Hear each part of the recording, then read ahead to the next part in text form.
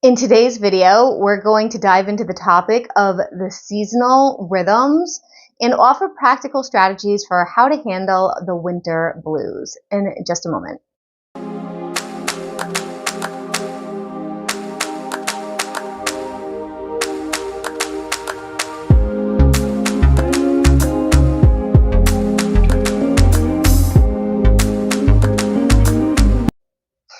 Hey guys, I'm Mel from melsdivination. I'm the owner, the operator, and the creator here, and today is Witchy Wednesday, and on Witchy Wednesdays, we go over all kinds of witchcraft content. This is anything under the umbrella of spell work, book reviews, magical content, spirituality, and all of the above. Check the channel out. There's more than 400 videos if some of that stuff is interesting to you. We have Flip Through Fridays, which is me going through my divination decks. And then on the weekends, we go over astrology that is coming up for the week or the month. And I do live tarot readings as well. Lots of content here for you to check out, and we'd love to have you. Today, we're going to get right into the conversation about the seasonal rhythms. What I mean by seasonal rhythms, there's an ebb and flow in every type of area of our lives.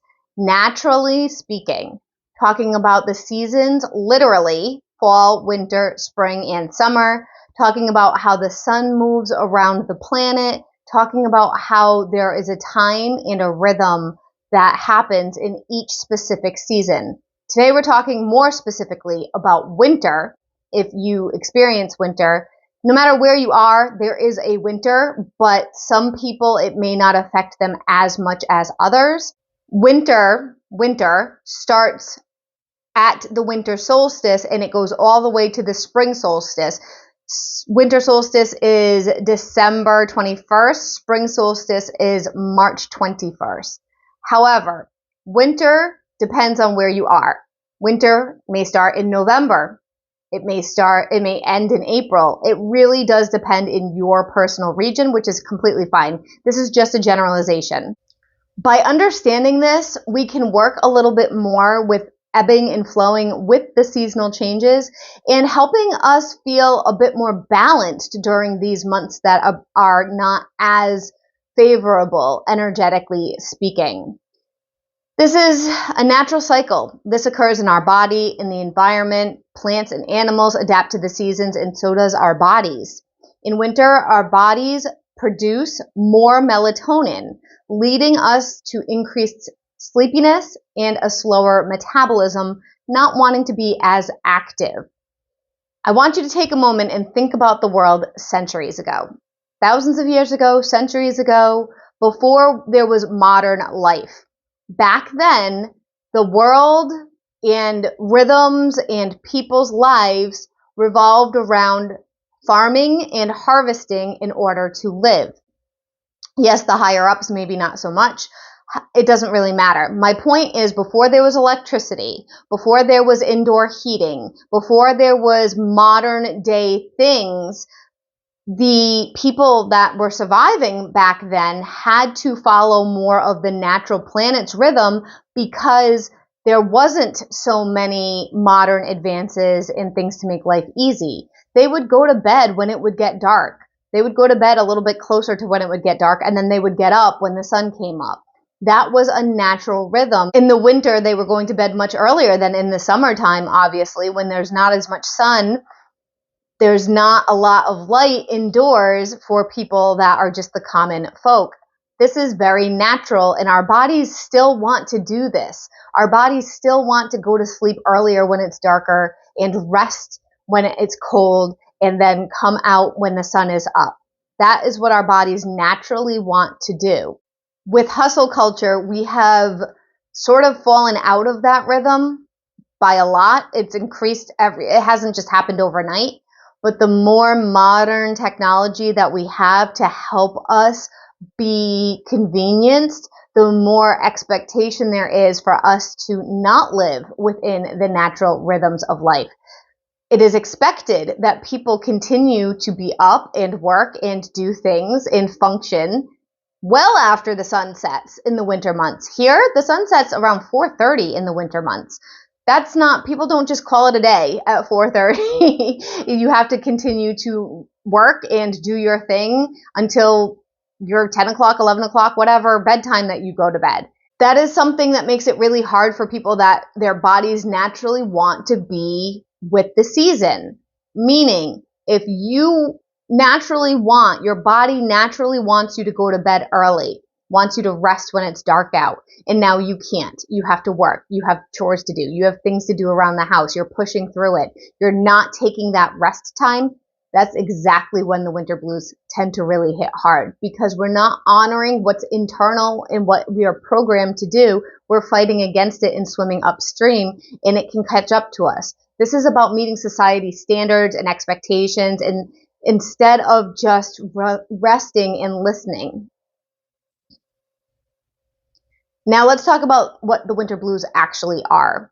Winter blues is also known as seasonal affective disorder, or SAD.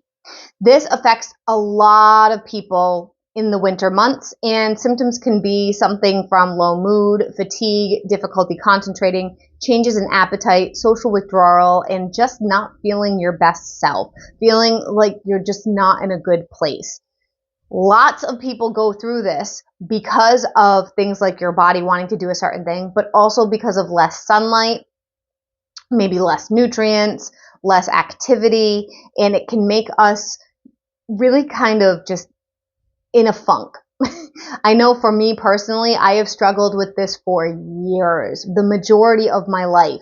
And January and February here are usually the darkest months of the year. It's always overcast. We rarely see the sun. And that's when I tend to start to notice that my mental health kind of crashes around that time. Being proactive and having some strategies in place has really helped me. I had a very hard time last winter. This winter, I've been really working on my strategies so that I don't feel like I am stressed out, but I'm also giving myself that space. Let's talk about what we can do. Embracing natural light. Spending time in natural light can help regulate our circadian rhythms. It improves our overall moods. If it's cold and you can't get outside, sit near a window, open your curtains, let the sunlight in when the sun does shine, because let's face it, in this time of year, it doesn't always happen. But when it does, open the windows, let it in, and try to get direct sunlight on your body whenever you can. I also personally, and I'm not a doctor, but I personally also increase my vitamin D intake because I always have a vitamin D deficiency, and that can affect my mood and my level of showing up for things. If you're interested in getting a vitamin D supplement, talk to your doctor about it. I'm sure that they will work with you about whatever it is that you need. Just check with your doctor if you're on medications and making sure it's safe for you. The other thing I do personally is I shift my schedule. Maybe not exactly at sunrise, but I will get up earlier and go to bed earlier. I will start my day sooner to get my responsibilities done while the daylight is happening, and I feel more alive and more awake and not pushed through when my body wants to chill. After 5 p.m., I don't want to be doing much during these months. I want to just kind of relax. I want to read a book. Maybe I want to do some work as preparation or planning or meditation or journaling or reading. Those are the things that I like to do when the winter kind of gets like this. So I shift my world so that, and I have the luxury to do that, you may not be able to, so that I can be a bit more aligned with the natural rhythm of the world, of the nature, of outdoors. The other thing you may consider, and I wasn't a big fan of this because I never really figured out a good way to use it. They do make lights that mimic the sun, or that mimic the rays that you can get from the sun, to help like trick your brain that you're not, somehow it tricks your body that you're not indoors out of the sun all the time. The reason why I had a hard time figuring out how to work with it, and it didn't really seem to work for me, is the lamp is very, very bright and you have to have it shining on you. And I have major light sensitivity and migraines, and bright lights. If you've ever watched my videos in the evening, I don't have big lights on. And it's because that affects and can trigger my migraines very, very easily. Those lamps can, if you are light sensitive, be an issue. So just kind of like keep that in mind before you go and spend a lot of money on one. Another thing that I do personally is I will get more lighting in the space, but cozy lighting. I will have more candles. I have a lot of like LED candles that are throughout. I have Christmas lights, things that are cozy and cute and warm and happy. Nothing that is harsh and overbearing. So that when it gets dark, I'm not so like, it still feels a little sweet. Maintaining a healthy lifestyle is also something that can help boost your mood and your energy. This could be anything from trying to eat healthy. It could be being physically active. It could be doing self-care things. Anything that makes your body feel good, that is really important. Socializing and staying connected is a big one for me at this time of year. The reason why it's big for me is I personally can tend to self-isolate, especially when I don't need to interact with people as much for my work. And there'll be days and days that go by that I don't speak to another living soul besides customers, besides clients that I'm doing work for. Not in a social, fun way, but in a work way. I will go for days if I don't make the effort to connect with somebody that is in a more social way. This is important because what happens is, I've noticed, and it may happen to those of you who also work from home, you're not really socializing and it makes you feel like life just is kind of monotonous and boring and blah, and there's not a lot of support there.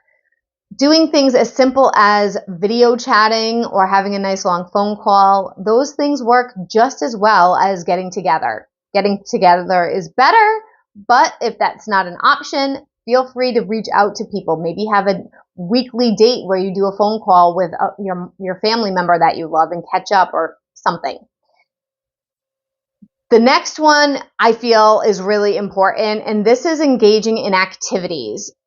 Hobbies, activities that bring you joy, that bring you fulfillment, reading, painting, cooking, spending time in nature, things that help us combat isolation, and really embracing and celebrating the seasonal activities.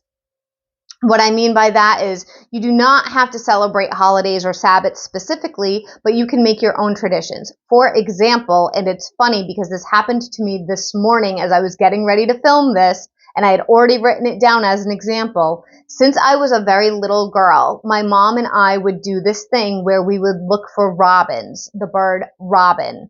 And the robins in our area, at least this is just an example, the robins in our area would migrate when it would start to get cold. So we wouldn't see a robin from, I don't know, November to March or April, and they would come back when it would start to warm up.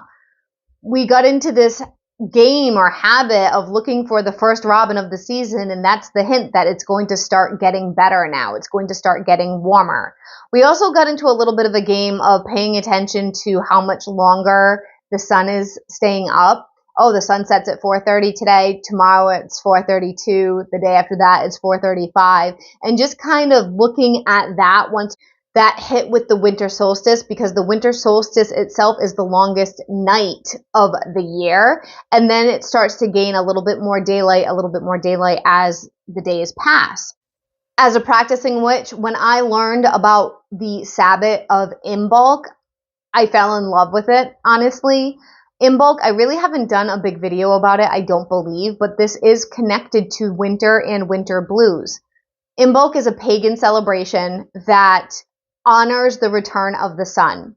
It is usually, I believe, on February 1st, I think.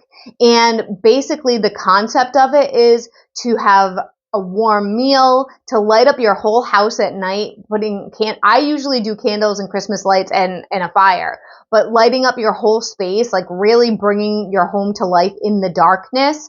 And that's a celebration that the sun is coming back. It's a sign that, okay, life is starting to return. It's starting to get lighter later. We're starting to see a difference and we know it's coming. That to me, that February 1st time frame is a crucial time frame that I start to really struggle emotionally. So Imbolc is kind of like this sprinkle of happiness, this sprinkle of something to look forward to and being like, oh yeah, we're almost there. We're almost there. We just have another month or two to go. We're almost there. It doesn't matter what you do. Do it, make it your own. That's just a few examples. Look for little hints of happiness to help the days go by faster, to help it not feel so dragged out and so challenging and so blah. Next, I would say create and work on indoor projects. For instance, if there's something that you've been wanting to do, maybe you've wanted to repaint a bathroom, maybe you've wanted to move some furniture around, maybe you've wanted to do some decluttering. That is a great time to do it when you're inside anyway. Because once it starts to get warmer, you're going to be outside, you're going to be distracted, you're going to want to be doing things that are seasonal. Once you're stuck inside, it's cold, it's gross outside, might as well do a few things that make your internal life, internal world, inside home feel better. 3 more tips and then we're done. Next one is bringing the outside in. This, of course, depends on where you live, but January through March is pretty harsh, as we've talked about. It's cold, it's rainy, it's overcast, you're stuck inside, it's snowing, you're not seeing the sun very much. A great way that I have found to lift my spirits is by bringing in plants. This is a good one that I'm recommending right here. You've seen, if you've watched other videos, I have multiple plants just like this in my home. This is called a pothos plant. It was gifted to me. But it started really, really small, and now I have like 7 of them throughout my space. It's a very low maintenance plant that doesn't really need a lot of watering. It's almost impossible to kill it. It is safe for animals and children. So my cat used to eat it. It's not poisonous, which is wonderful. Bringing in plants or getting flowers. You could buy flowers that are on sale at a store.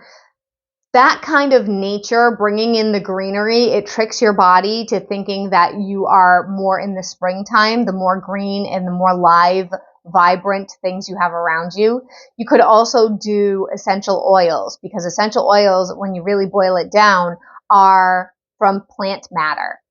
They're concentrated, but they're from plant matter. So you could diffuse essential oils in your space. Again, use essential oil safety, as I've mentioned a million times. I have a whole video about it. But by diffusing that, it does bring in more nature into your space. Seeking professional help is another one that I highly recommend. And I have said this on multiple videos throughout my channel. If you're struggling, talking to somebody that can give you more personalized help, that can give you tips. Even just talking to somebody if you don't have anybody else to talk to. Having a therapist or a counselor or somebody that you can connect with and just talk about things when maybe you don't have a big support system, it makes a big difference during these kinds of months when things start to feel blah, because now you have someone you can share these feelings with. Maybe you won't share things with others because you don't want to burden them. Well, you got to unload it somehow. How are you going to unload it? It's really important to be aware of it. There's nothing wrong with talking to somebody, a therapist, a counselor, a coach. There's nothing wrong with that. Looking into it, and depending on where you are, most health insurance does cover that as well. Our final one, I wrote it in all caps, is allow yourself to slow down. Nature is slow at this time of year, and your body wants to be also. Your body wants to rest. If there are days that you just want to stay inside and snuggle up and watch a movie or relax, that is okay, and let yourself honor your body. Of course, you have responsibilities, and it's important to do those, and don't neglect the ones that absolutely have to get done. But there could be some days that you wake up and you're just not feeling it, and you have some groceries that you have to go get, but you don't really need them right now. You could wait a day. It can wait a day. Give yourself the day. Don't push yourself to the point of where you get sick. This is one of the reasons why a lot of people get sick, because they are pushing through the natural rhythms and they're not giving themselves time to rest. So focus on your self-care big time at this time. Remembering that winter and the winter blues is just temporary. Spring is coming. Every year it comes. Even if you feel like it's never going to get here, it does happen, which is why I love that in bulk energy. But it's just around the corner. And embracing the rhythms and honoring them is a lot better than trying to work against them. Using the coping strategies that actually fit this time of year, you can navigate this energy a little bit easier for yourself. It's time to say goodbye. Thank you guys for watching. If you liked this video, give me a thumbs up or comment down below and let me know what you found helpful. Which strategy do you already do? Which strategy do you want to try that you have not thought of?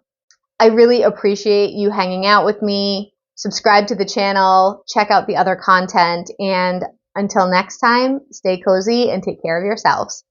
Bye.